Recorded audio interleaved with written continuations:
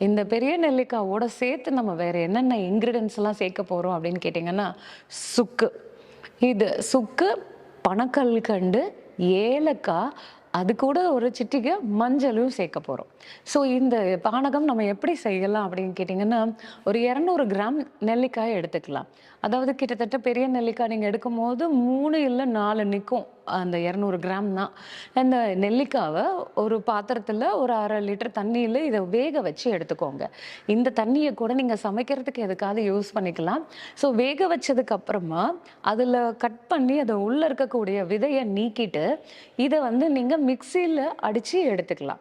So இது வந்து பார்த்தீங்க அப்படின்னாக்கா, உங்களுக்கு குழந்தைங்களுக்கு அந்த புளிப்பு டேஸ்ட் இல்லாம, அவங்களுக்கு ரொம்ப ஒரு சூதனிங் எஃபெக்டாயும் இருக்கும். ரொம்ப சுவையுள்ளதாவும் இருக்கும் இந்த பானகம்.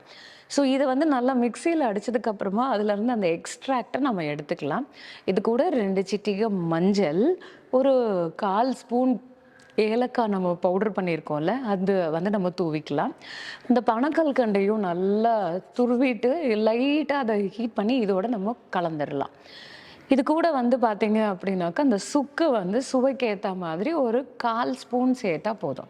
இத நல்லா கலந்து, நம்ம பகல் நேரத்தில குடிக்கிறது தான் நல்லது. இரவு நேரத்தில எடுத்துக்க கூடாது.